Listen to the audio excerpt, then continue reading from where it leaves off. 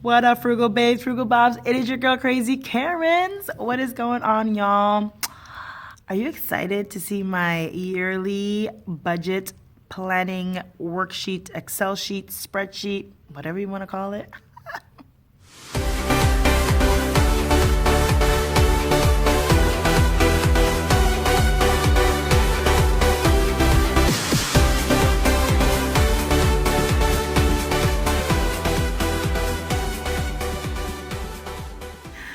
All right, guys. So I shared on Instagram maybe a week or two ago that I was working on my home budget planning worksheet. Don't mind me, y'all. I'm at work and I am cold, y'all. I really am. So, and don't mind my gray hairs. Do you see all these gray hairs, guys? I think I need to do like a makeover. This is insane. Soy como una vieja choncha. Look at all these white hairs. Yeah, man, life is crazy, but we're still cute. Okay, so let me walk you through it. Here we go, guys. All right, so what you're looking at right now is the monthly expenses. These are all of the expenses that we have. In blue, you will notice that those are our credit cards. You're like, she's such a liar. She like says she was out of credit card debt. I am out of credit card debt, but we still have credit cards, y'all. We use them for points and whatnot because, we're pretty disciplined with our credit. So we do not carry balances on our credit cards, but we have them. So you'll notice that there are 2 Bank of America cards.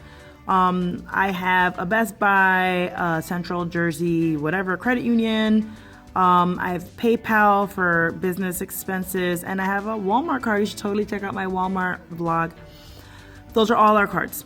Then we have in this like opaque burgundy, I don't know what kind of color we're gonna call that. We're gonna say like pale burgundy. These are our home expenses. So we do not own a home. We pay rent in there. You can see what I pay. $10.50 a month, y'all. Verizon, we use Verizon for internet only. Sling TV is what we use for our streaming service, which if y'all have not hipped up to streaming services, Hulu, Sling, Netflix, there's a bunch of them. I think you should because cable is like ridiculously expensive.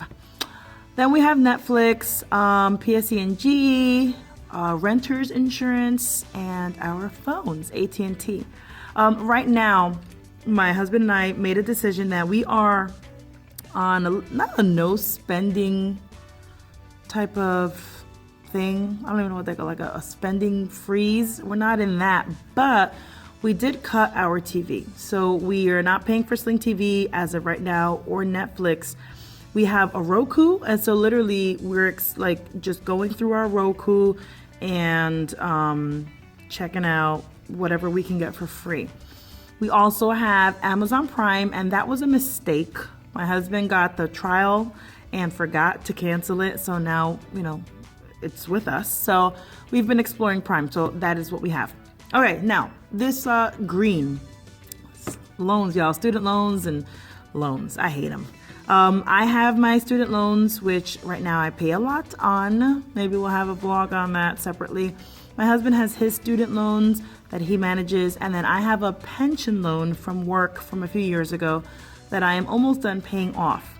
Then in this like light purple, you're going to see like our traveling costs.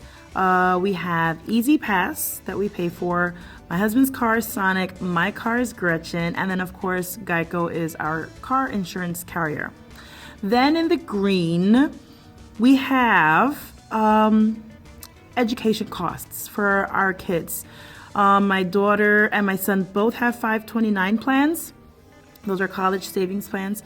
My daughter is in daycare, and then my son does receive early intervention, so I have to pay for that. Then we have groceries and savings. So this is, and then of course you'll see that's my church. I do tithe. I try to be a faithful tither. I haven't been that faithful, but Lord knows my heart, okay? Pray for me, y'all. So everything that you see at this top section, that is our home expenses. So I'm gonna scroll over and you're gonna notice that I kind of like over budget. So for instance, I'm going to go back to my credit card, CJFCU. I have budgeted $100 a month. You're like, dang. Right now I do have a little bit of a balance on it. So it's going to be paid off probably in a month. But I act like there's a balance on it. So I just budget $100 for it. It's not what I want to aim for, but I set the money aside just in case. You will notice, where else? Let me pick another one. Let's go to Easy Pass. Easy Pass, if you use Easy Pass, it will tell you your average usage. So between my husband and I, our average usage is, who's calling me? I don't know who this is. Decline. Okay, I think we're still recording. So what was I saying, guys? Oh, Easy Pass. So our, usage, our average usage is $175 a month. So that's what I've budgeted. We're going to try to cut that down, take local roads, if anything, but that's what we budgeted. So for the entire year, because I literally I paste the numbers in every cell. So for the entire year, if you look over here, my family needs approximately $55,020 to be able to pay for everything for our home, education, cars, savings, and whatnot. When we go down to where it says by monthly payments, you're gonna notice that I don't have as many things listed as I did in the monthly expenses. That's because y'all, my husband and I, we do split some of the bills.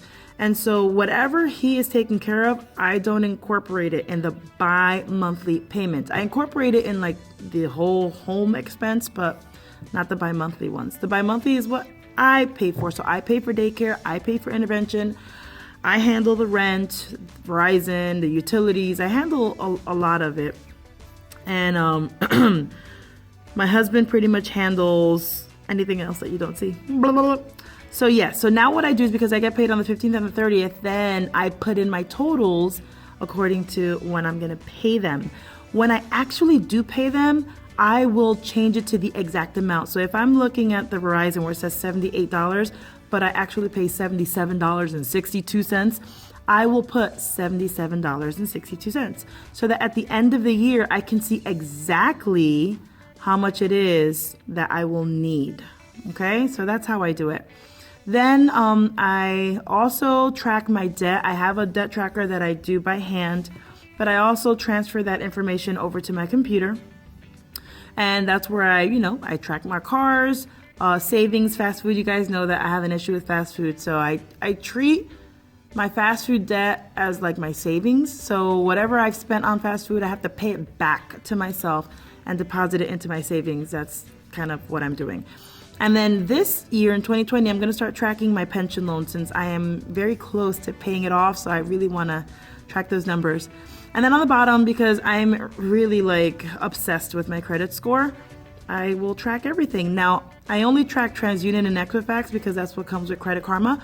But maybe I'll try to get my score for Experian at the top of the year and then maybe again at the end of the year. So that is pretty much it for my monthly expenses.